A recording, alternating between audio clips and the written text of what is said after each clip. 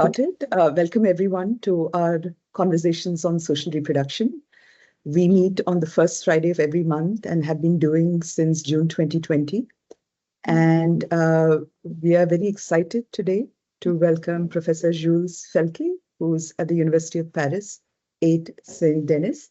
And those of you who've been part of our seminar series know that we are being English speaking, we've focused very much on Anglo-American feminism, on social reproduction theory, similarly feminist legal scholarship that comes from an Anglo-American background. We have of late been engaging quite a lot with Italian feminist work as more work. Yeah, just a question. As more work is translated into English of theirs. But in the case of, I think, French materialist feminism, we are really need to learn a lot more about where the conversations are in France on materialist feminism. And so we're really, really delighted that Professor Falquet has agreed to speak with us today. And not only is she going to speak with us in English, but she's also shared very helpfully some of her written work so that we are able to scout through her footnotes and learn more about where the conversations are in France. And so I would now like to hand over to Professor Falquet, who will speak for about 25 minutes or so, and then we will open up for Q&A. It's fairly informal. You can simply raise your hand, and along the way also type your questions in the chat bubble. So over to you, Professor Falquet.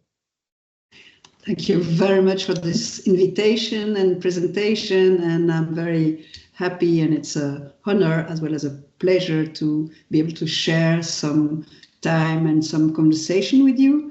If my English is not clear enough, please let me know, or if I'm speaking too quickly or too slowly, or if there's any problem, please let me know.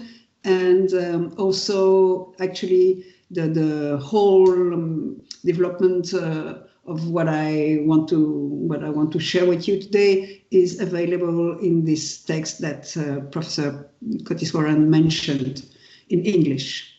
And I checked the translation, and I think it's quite what I wanted to say, what I wanted to write in the paper. So very quickly, I'm now professor of philosophy in the French University, and what I will talk about is mainly, I will mainly focus on the conversation in the 70s and 80s in France, as it is, in my opinion, the base for what I call French-speaking materialist feminism, which is broader than only French. It includes, for instance, other French-speaking countries, and also people who don't originally speak in French or write in French, as Paola Tabet, but who have been early translated and who were friends of the main French feminists at the moment. So it's for this reason I say French-speaking instead of French, and it's for this reason too I insist on this French word. And there's another reason that I will explain maybe from the beginning right now.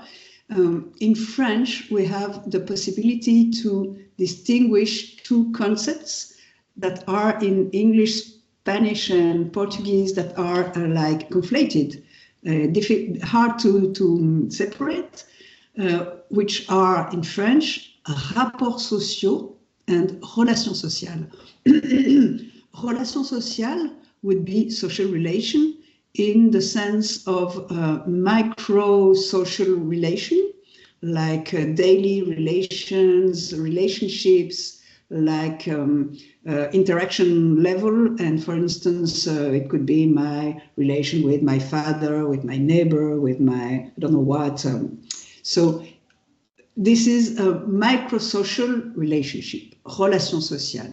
Then we have another word, which is a much more abstract concept, which is rapports sociaux, and it would be structural social relation of power.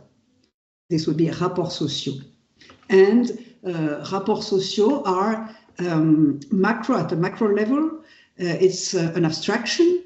It's a political and theoretical tool, and it's from, let's say, it's from a Marxist inspiration, or in a Marxist or Marxian sense. This would qualify like a class relation, but in the French materialist feminism, we also use it to talk about sex or gender, if you prefer, but sex, structural social relation of power, which in English is translated by gender, or not translated, but is referred to as gender.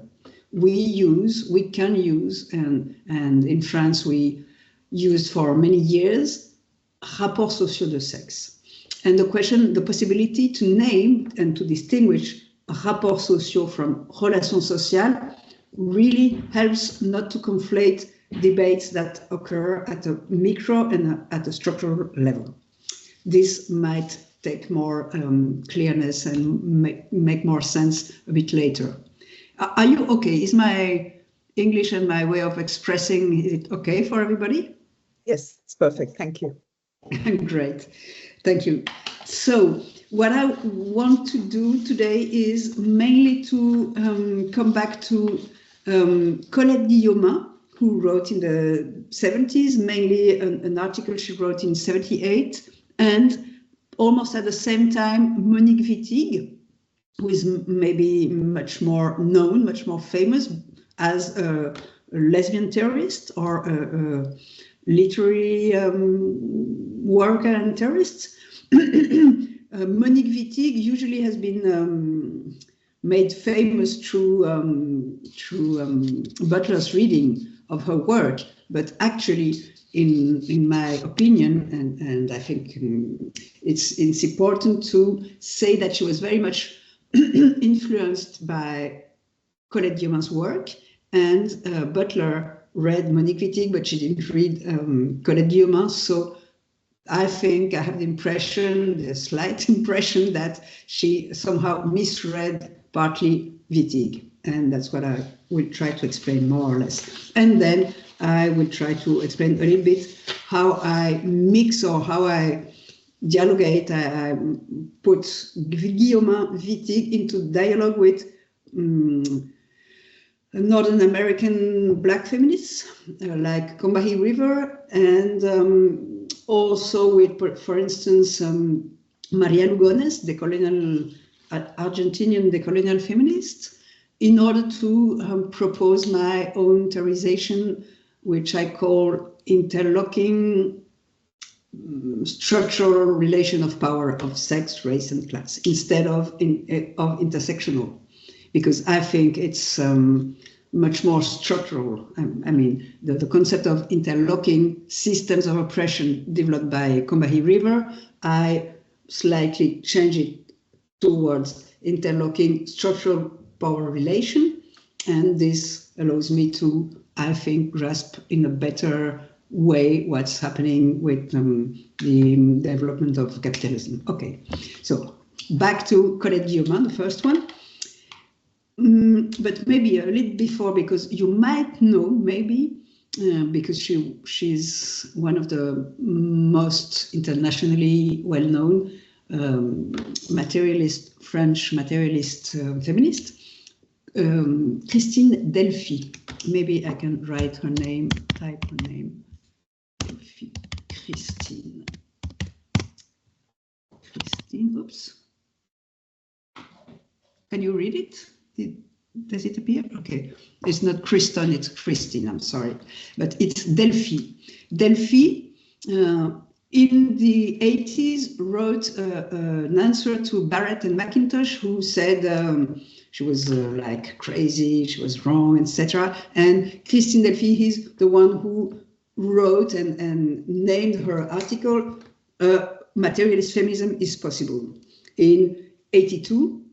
And what Christine Delphi developed, that you might have heard about, is a domestic mode of production. I don't know if it's familiar to you, maybe or maybe not that much.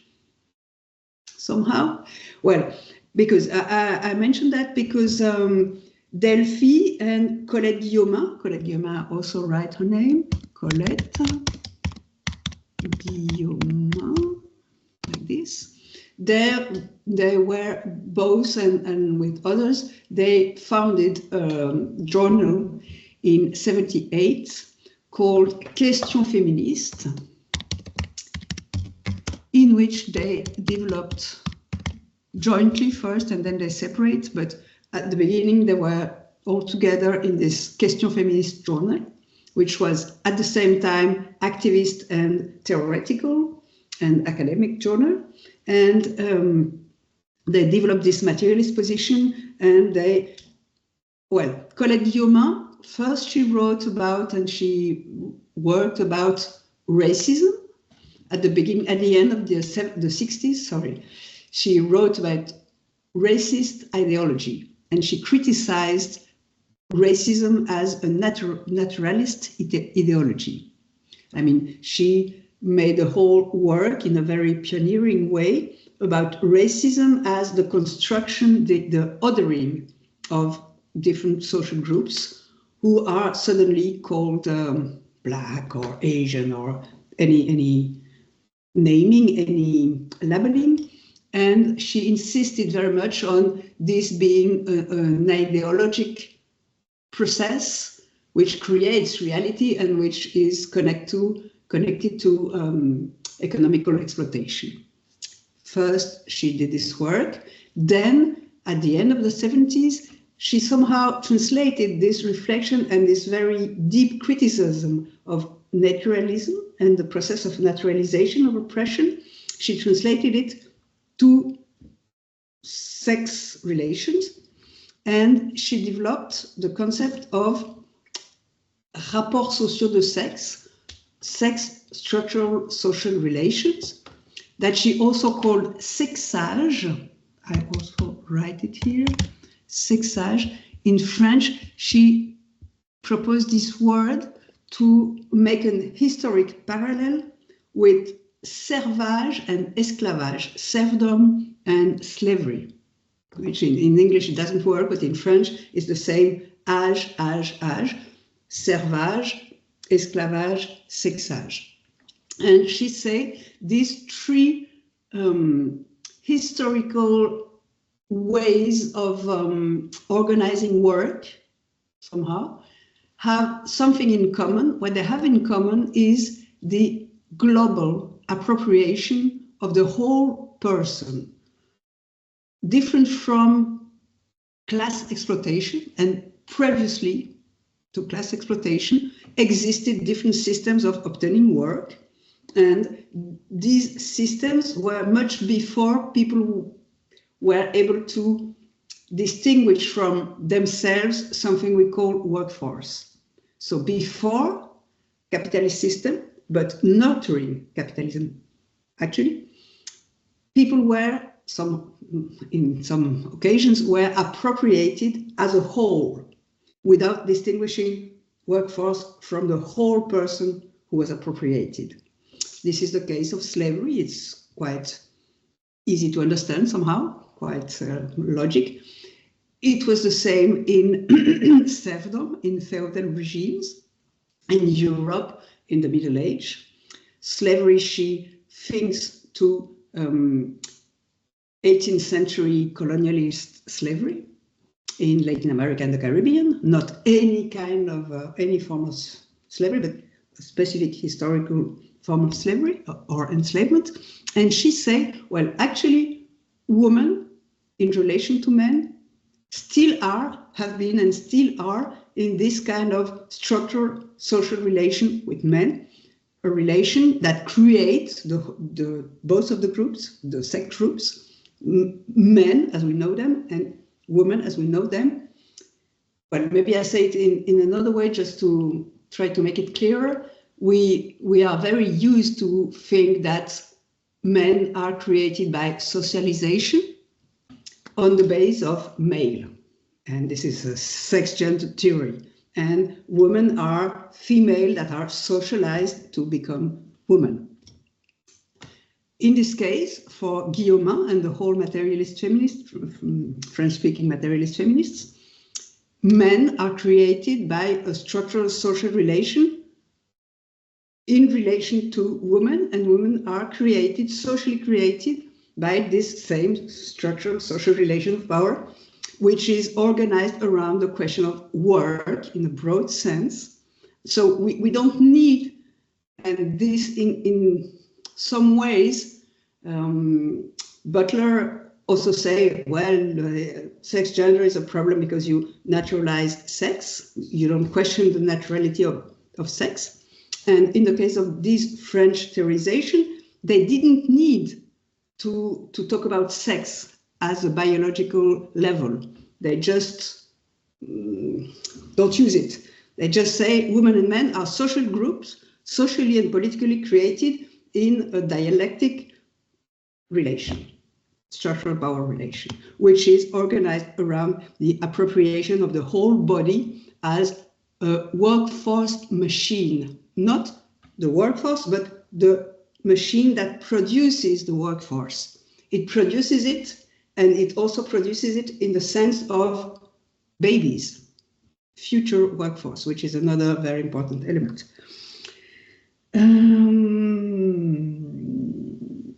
Okay, so in this sense,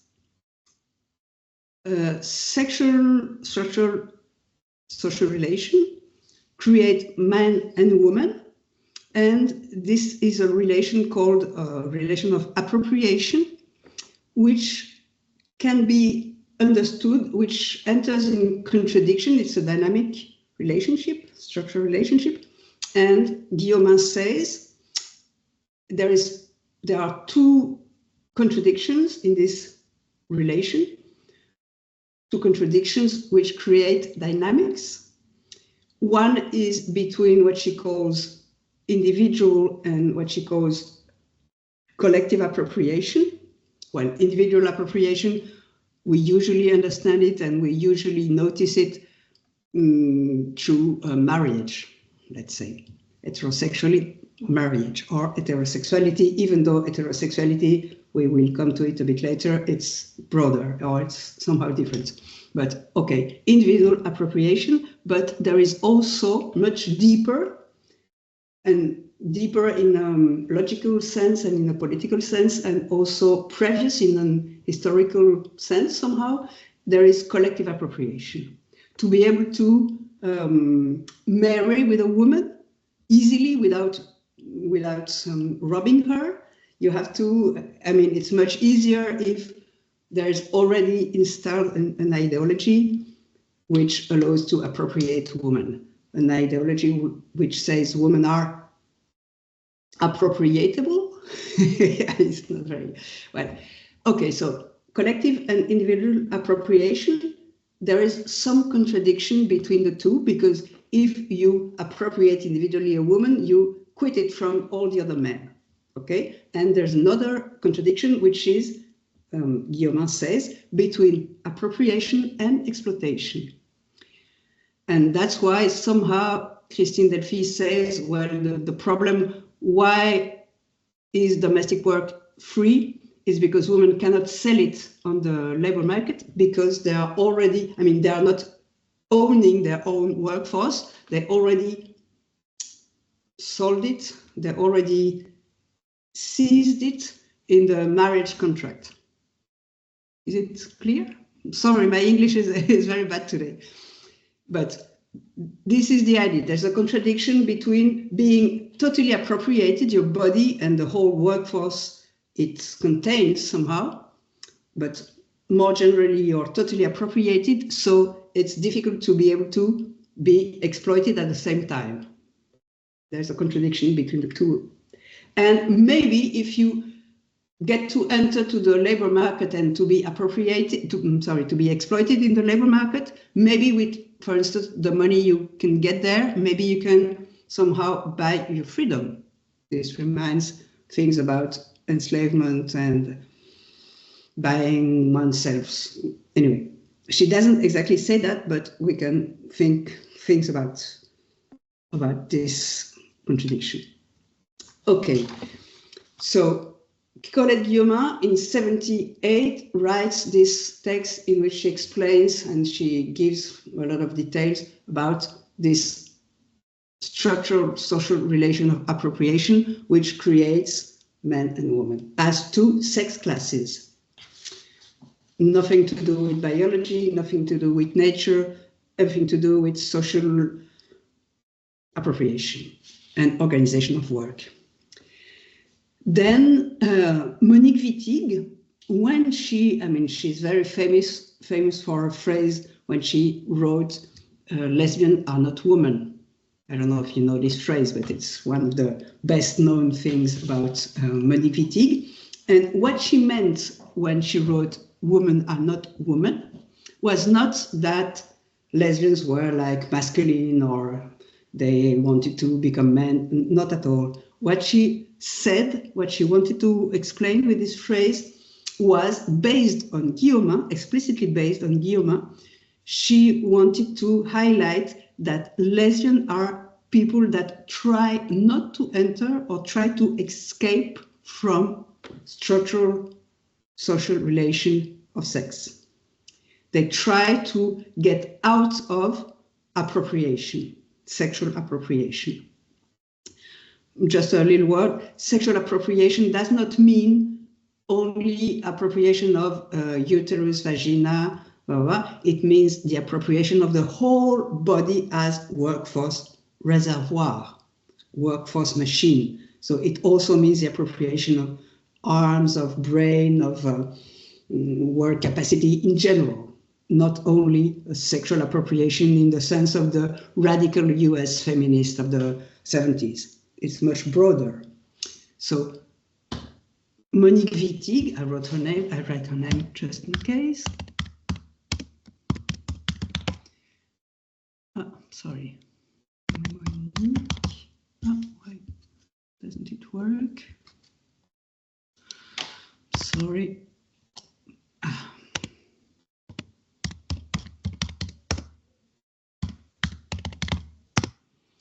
Monique Wittig said, okay, just as in slavery or somehow just as in the capitalist system, some people try to resist, avoid being exploited in a case, avoid being appropriated in the case of slavery, in the case of women. These people, we call them lesbians. And it's not only that they individually try to escape from appropriation, but if they want to escape from appropriation, they have to struggle every day in a very direct way and collectively against appropriation relations.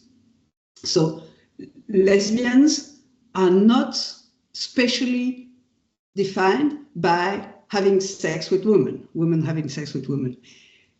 Moreover, in Wittig's definition, lesbians are lesbians having sex with other lesbians. They don't have sex with women. This is somehow a different explanation, but it's quite important.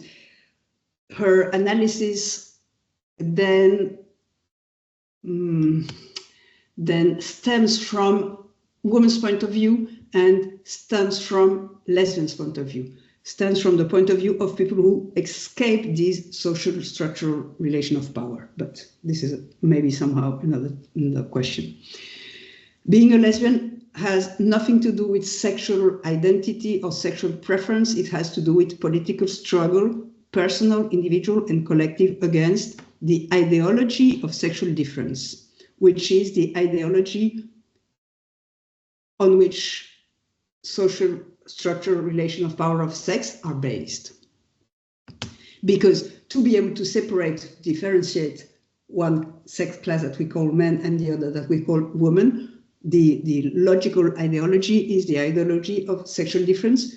There's no, in Guillaumin and in Wittig's sense, there are no real differences between these people we call men and we call women, because anyway, they are not based on sexual organs or on bodies. They are not based on biology. They are based on a structural relation of power.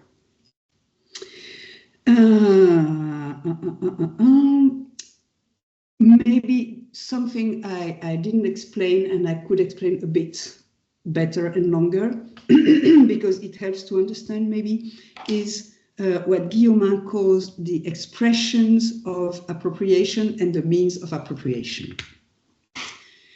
Guillaumin distinguishes 5 expressions of appropriation. Maybe with these expressions, it's easier to understand. How do you know you're a woman? You know you're a woman because your time is appropriated.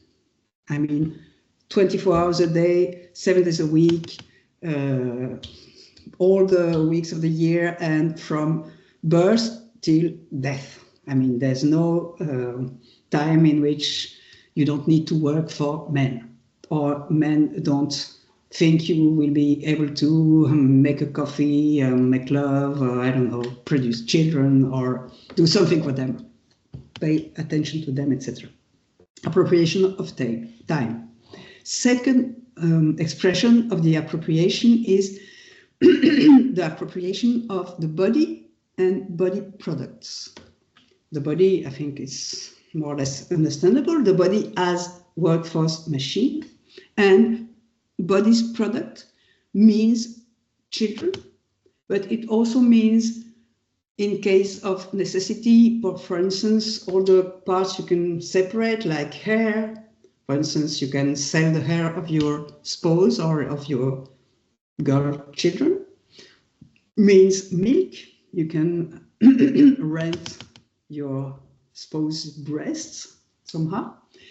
I mean, any part of the body belongs to the appropriator of the people we call women. Third expression of appropriation is sexual obligation, which I think is quite easy to, is quite familiar. Not easy to understand maybe, but quite familiar. And the fourth expression of appropriation, which is quite interesting in terms of care or of social reproduction, is what she calls, Guillaumin, she calls the physical charge of the group's members.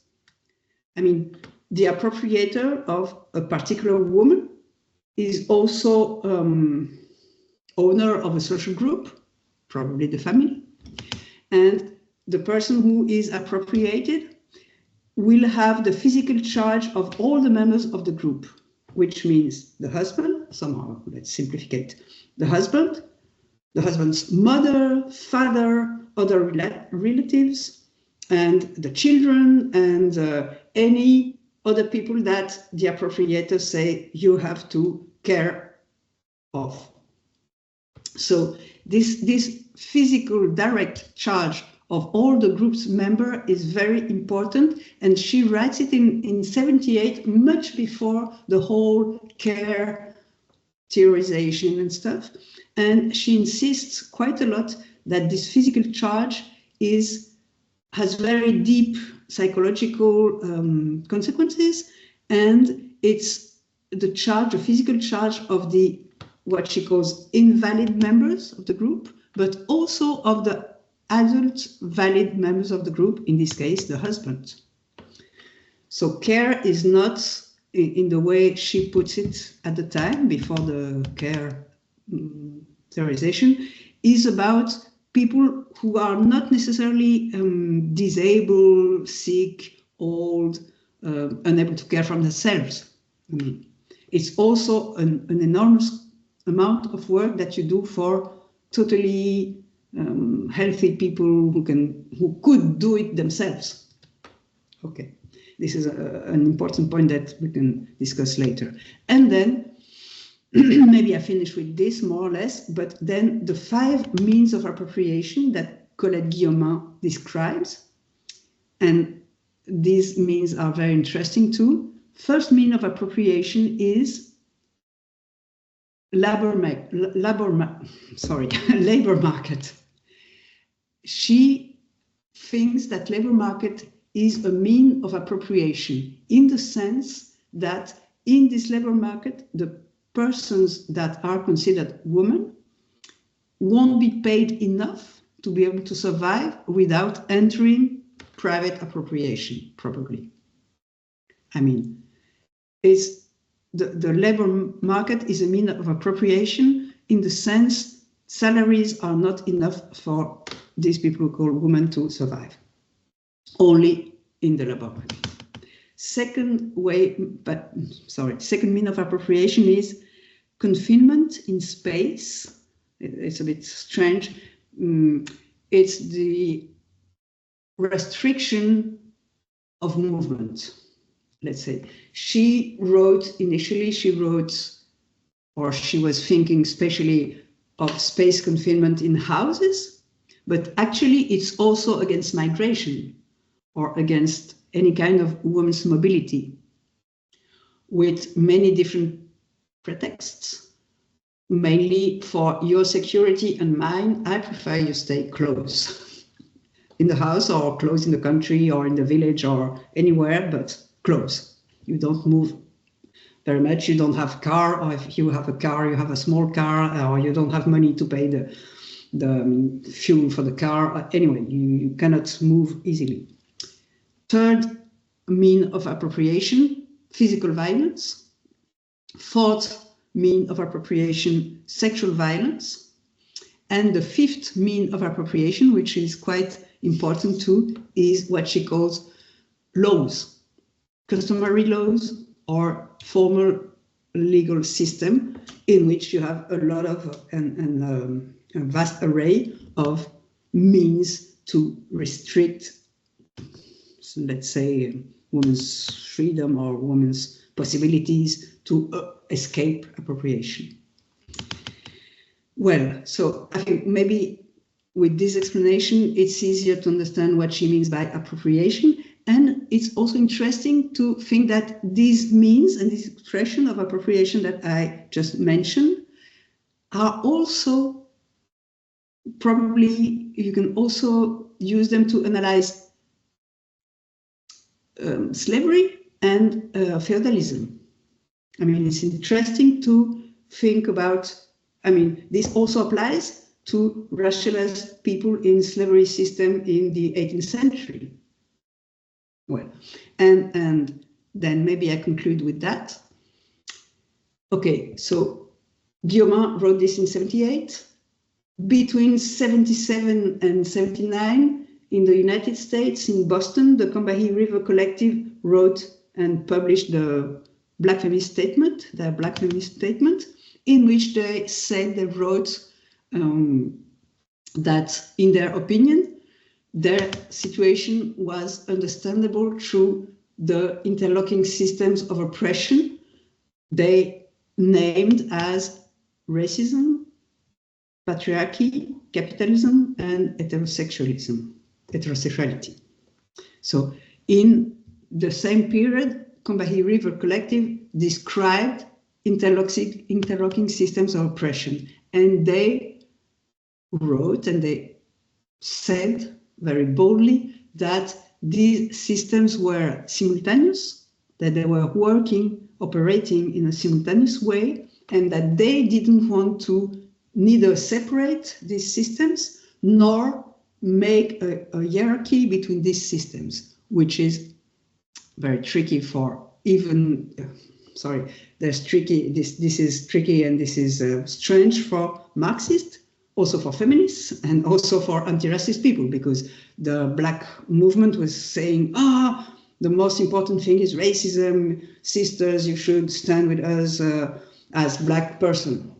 And the feminists said, oh yes, the main problem is oppression of women, and forget capitalism and racism, the most important thing is women's solidarity. And the socialist movement said, oh, well, very important race and sex, but the main point is class struggle, and forget, maybe after the revolution we will attend the other questions. Okay, they said no, for us, in our opinion and in our experience, these three systems, interlocking systems of oppression, have the same importance. And we want to fight against them with the same energy and simultaneously. So I stand with this point of view. And for me, it's a bit difficult to understand what is a system. For me, it's easier and it's better in the theoretical and political level to understand system as structural social relation of power. And so I keep from this proposal of Combahee River, I stay with interlocking something. And from Colette Guillaumin, I take structural social relation of power, and I mix the two of them, and I have interlocking structural social relation of power of race, sex, and class. And maybe, I mean, heterosexuality for me is included in sex structural relation. And I say sex all the time because I'm not about gender, because gender is what I said before is sex, gender, and I think it's misleading our interpretation or analysis. Well, I'm really sorry for my really strange English today, but I hope it was more or less understandable. And if not, please read the text, which is much clearer, maybe. And I would be very happy to hear any comments, questions, and to have a conversation with you all. Wonderful. Thank you so much, Jules. That was really, really, really illuminating. So thanks a lot. So yes, we can now open up for questions. Are there any questions or clarifications based on the presentation?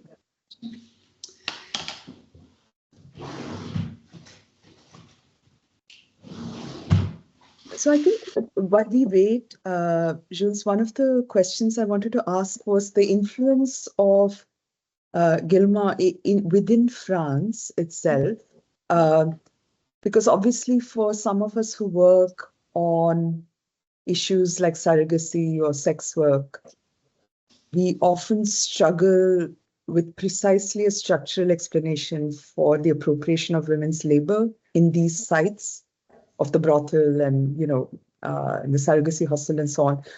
And that invariably leads for lawyers into a carceral impulse to use the criminal law to clamp down on it. Now, obviously, this theory of collective appropriation would draw us away from a carceral impulse.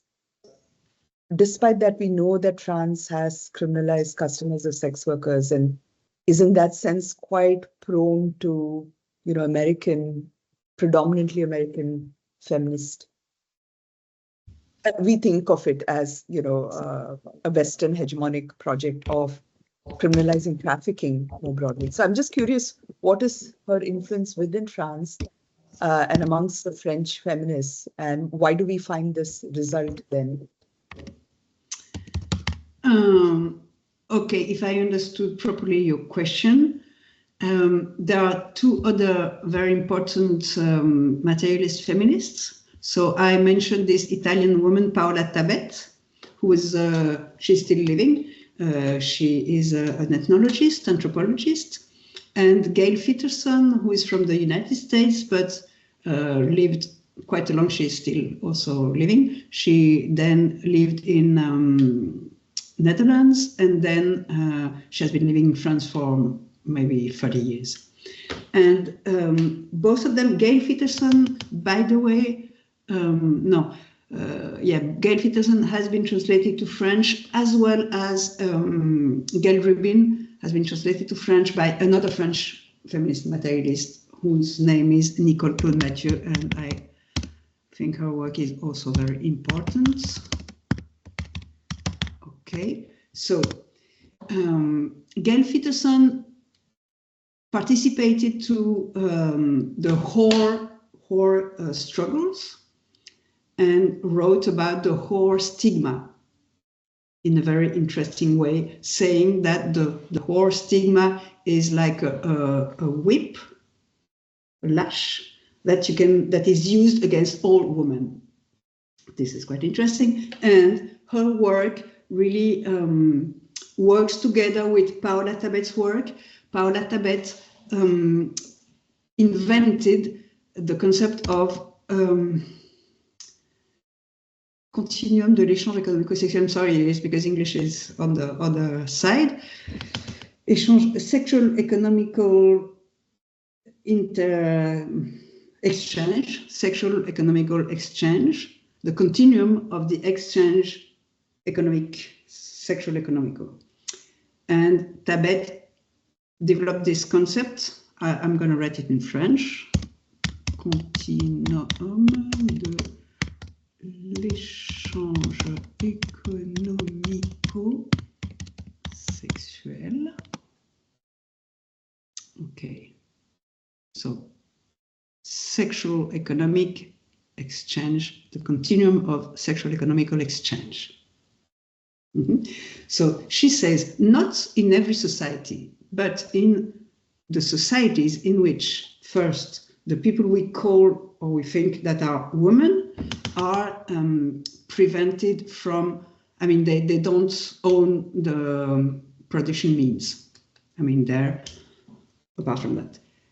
In the societies in which they are deprived of education in a broad sense, and for instance, they are deprived from sexual education. They don't even know how to name their body parts and all the stuff. And in societies in which they are all the time risking violence. So if we have these three conditions, so these people we call women have very little opportunities to make a living and to make a living for themselves and for the children and the other dependent persons, which usually they have to be responsible of. What they can do, the main thing they can do is to exchange what they have, let's say, between the legs. They exchange this for something. Money, food, housing, clothing, security, respectability, whatever. I mean, this is what they are forced to do.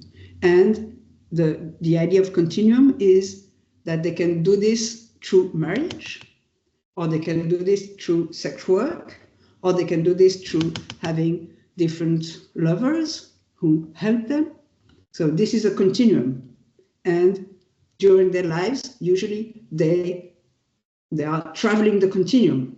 For instance, they start by being married, then they divorce for some reason, or the guy goes away and what they have to, I mean, or maybe sometimes they start with prostitution and then they get married and then they divorce and then blah, blah, blah. And for instance, she made field work in Niger, in Africa, Tibet, and what she noticed, for instance, is that in many cases, to escape, I mean, many women in small villages, for instance, they want to escape to forced marriage or to a husband that they don't want, they don't like. So they go to the city, and in the city, what they have also because of the colonial system, for instance, they don't have access to good jobs. So what they can do is sex work. And then maybe they get married. So this is this part.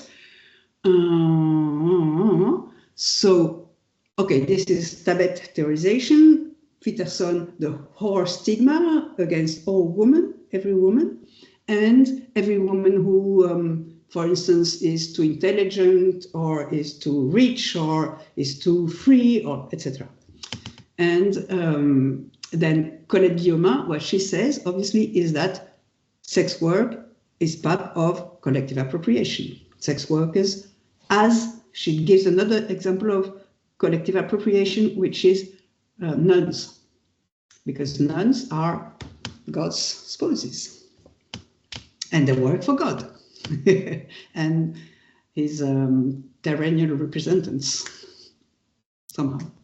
And there's a very interesting article written by Laurin et Juteau. Sorry, Laurin et Juteau in French, called From Nuns to Surrogate Mothers. And this article explains also in a very interesting way the difference they understand that exists at the end of the 80s, 88, I think the article. They distinguish two branches in feminist Marxism or Marxist feminists, and Delphi and then Guillaumin. So this is a very interesting article, and they are from Canada, from Quebec. And so in Quebec, there were many nuns. So they analyze how nuns declined and how what they understood as collective appropriation declined towards some different forms of a stately helped private appropriation, let's say. But it's a very interesting work also.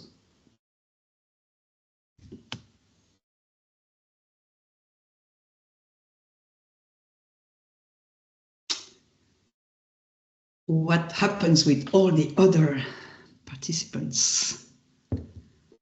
Maybe it's too new and I didn't express well enough in our common language. And I wasn't understandable. No, not at all, not at all. Oh, Tanushree has a question. Go ahead, Tanushree. Hi. So I wanted to ask two questions. One thing that you mentioned that was very interesting was about the two contradictions.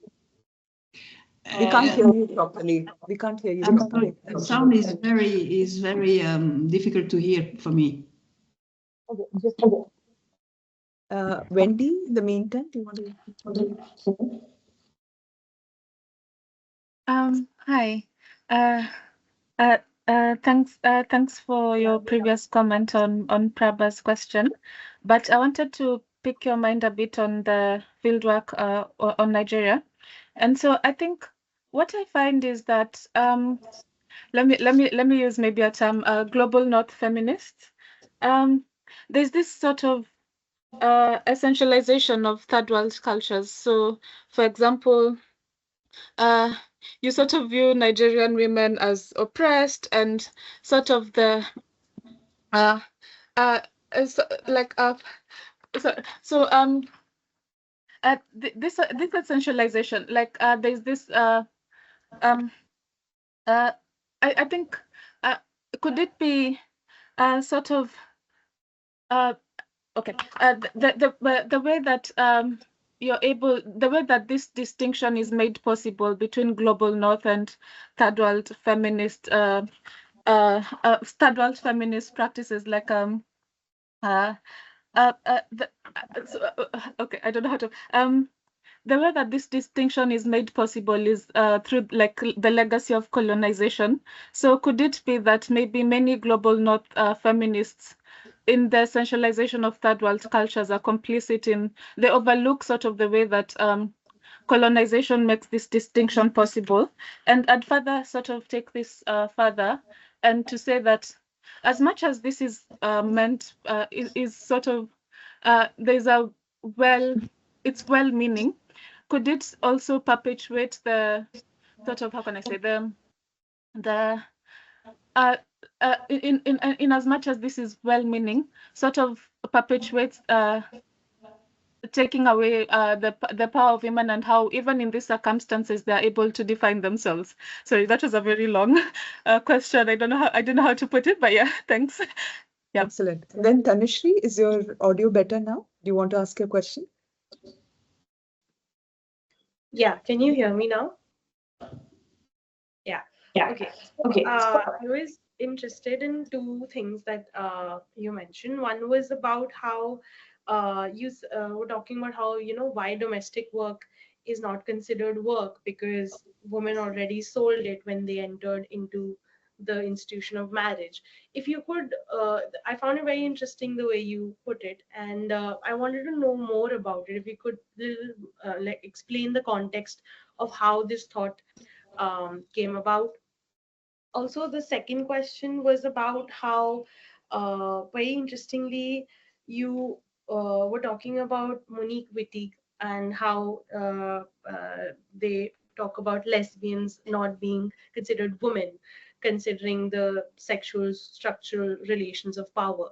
So you mentioned how like lesbian, Wittig writes that lesbian is not one who has sex with another woman, but lesbian is one is having sex with another lesbian. So that distinction between a woman and a lesbian was also very interesting. So if you could just explain a little more about these 2 points, I would have more clarity.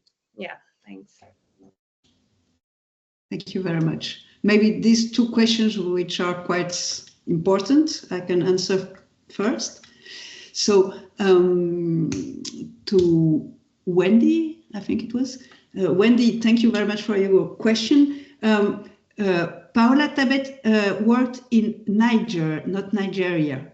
And she gives the example of different African countries, partly because she understood that in these countries when she worked in, and then maybe for after conversation with different women in the 80s, she had the impression that these women were able to put it clearly, I mean, in a much clearer way than Western, white, and mainly middle-class women who tend to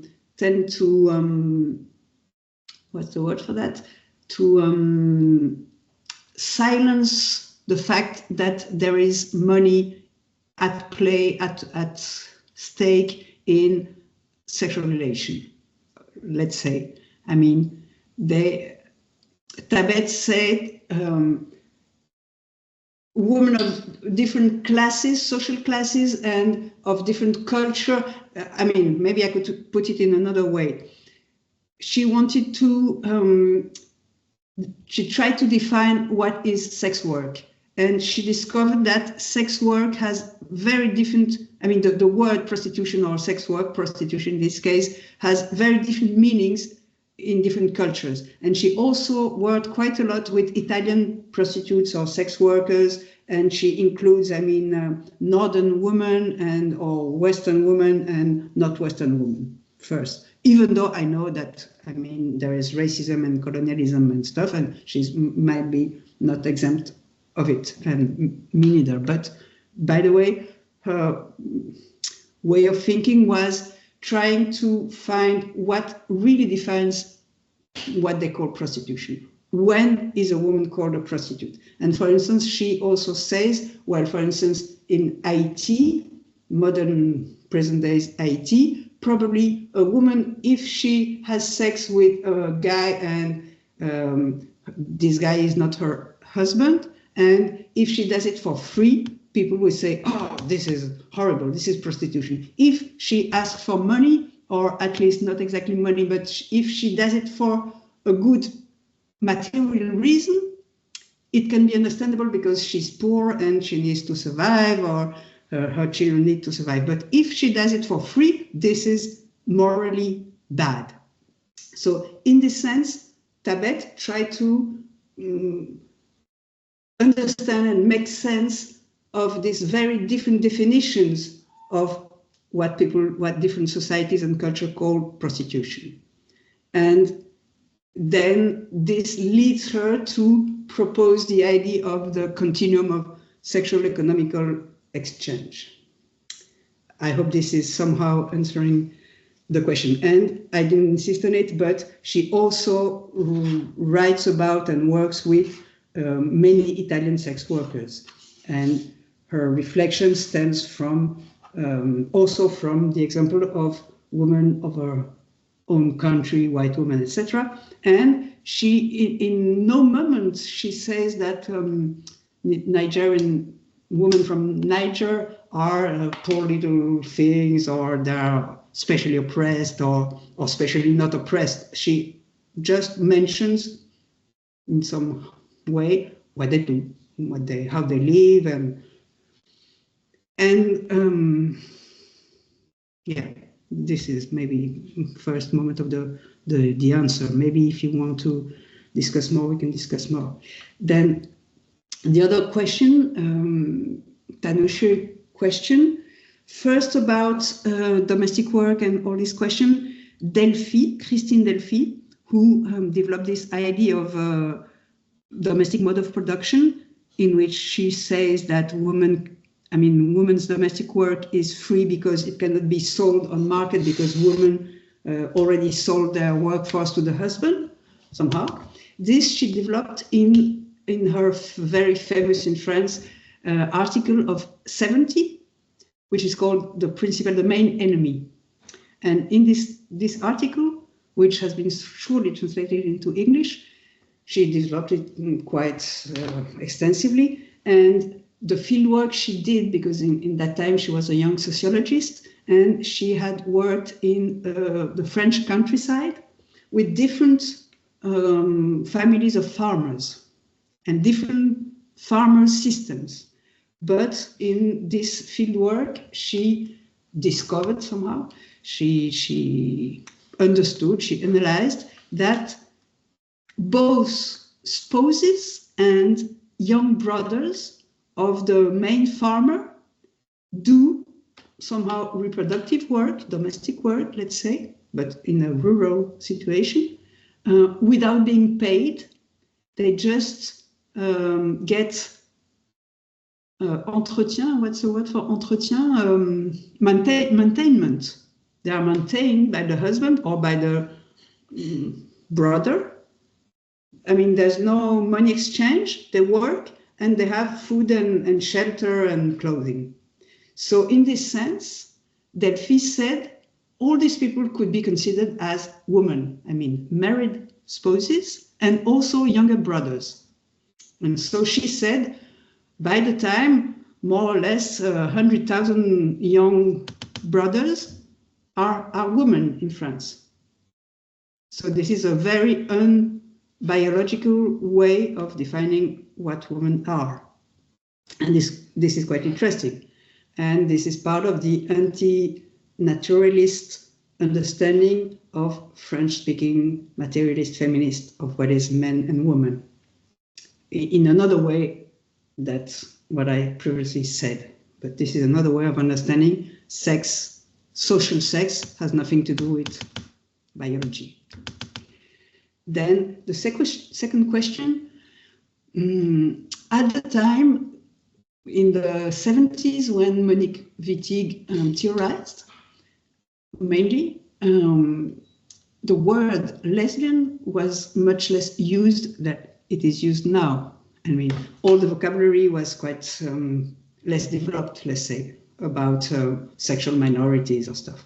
So in that time, lesbian was a quite heavy word, but she decided to use it to distinguish these people she called lesbian from female homosexual somehow. I mean, her work helps us to understand that there are homosexual women, but we are not talking about these women. Maybe part of the homosexual women can be lesbians, but lesbian is a political position, not political identity, a political position, which is trying to get out of structural social relation of sex, of appropriation, and trying to get out of this relation and trying to get rid and destroy this structural social relation, not only for me, but for all the women, because otherwise, somehow a little bit in the same sense that people escaping from slavery, if they only escaped and tried to get in the bushes or the forest, I mean, the white owners send police and all the stuff to try to find them and take them back. Somehow, in the same sense, I mean, it's not enough to try to escape individually or with your lover. I mean, the most probable thing which will happen is that Trump is going to get after you and take you back. So if you don't fight every day against Trumpism, I mean, you're a dead lesbian. So you're not a lesbian somehow, let's say. I said this as a political lesbian and as a lesbian myself, which I didn't present myself. I didn't situate my point of view because we had a little time, but this I should have done at the same time on the structural social relation of sex, race, and class. But this is, I due it to you for the next time. Or I can do it if you want, I can do it now, but maybe you have other. Yeah. So there's one question in the chat from Aishpriya Kaur. I'm afraid I don't see the chat. I only see myself. Yeah, I can read it out to you. So she says, how does collective appropriation of nuns, how is that considered a part of the sexual structural hierarchy, while lesbian is considered an escape from this hierarchy? Okay, this is a good question. I mean, if I understood it, maybe we can consider that nuns also try to escape, but nuns escape from marriage, but they don't escape from collective appropriation, as long as they work for God and for in the Catholic religion, which was the example she had in mind. In the Catholic religion, for instance, if they produce clothes for poor people, or if they attend ill people, blah, blah, blah, as they traditionally did, they don't escape from, I mean, they work for free, exchanging this work against food and shelter somehow. Differently from lesbians who try to escape and struggle every day. Not different from homosexual women, but different from lesbians. And maybe some nuns, if some nuns could live in an autonomous way, for instance, some kind of women's convent in the Middle Age in which they organized, they retired from society and they organized autonomously as women, for instance, Begod, I don't know how to translate it in English, but historically some groups more or less did that. These nuns could be out of the, could have succeeded in escaping collective appropriation also. These nuns maybe, but the nuns, I mean, Catholic nuns of the of the 20th century, they didn't escape. I mean, as long as they're in the Catholic Church and the Pope and all the stuff, they don't escape. I don't know if it's clear enough.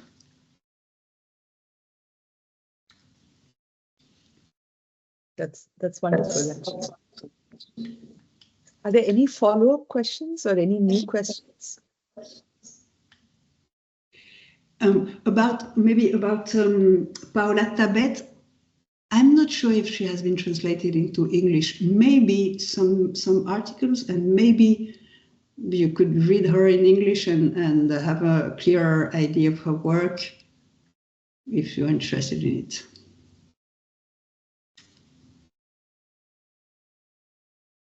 And Fitterson wrote in English. The war stigma is in English. You can read it easily. You can find it easily. Guillaumin has a book in English with half of the articles about her analysis on or about race, and the other half more or less about sex. So you can find it. It's prefaced. It's introduced by Juteau, by the way. Juteau, who is a Canadian, so she knows the whole English world and the whole French world. Whole no, but she has access to universes. Wonderful, thank you. I think we've learned a lot today, and you've given us an excellent lesson and a lot to follow up on. So I think we've got our homework as well. I think this is really, really productive. And I think there's definitely we need to have a follow-up conversation on exactly, because, you know, these a lot of the second wave feminisms are very, very powerful. I think they continue to be of great value to us. And, you know, how do we continue to use those critical insights for the work we do today at a time when care, you know, a lot of feminists are talking about care again and social reproduction. And for us as lawyers, all of these conversations are particularly important because where by the time it comes to questions of the law, often these critical impulses disappear. And that worries us as lawyers a great deal. So trying to keep this structural picture in mind always is very important, particularly for lawyers. So I thank you so much for taking the time to engage with us and patiently answer our questions and walk us through and give us names and further resources. So thank you very much, Jules, for spending time with us. And we will be in touch, I'm sure. I hope so. Thank you very much for your question, for your invitation. And by the way, yesterday I was in south of France, also with lawyers. So there's a special conjunction. It was very interesting too for me. So I'm pleased to be with you. Thank you so much. Thanks everyone. Thank you. Thank you, everyone. Take great care, and you know how to find me and where to find me. And I would be very happy to see you again. Yes, we will share a recording soon of the conversation. Thank you so much. Thank you so much. Thank you. Bye-bye. Have a nice afternoon.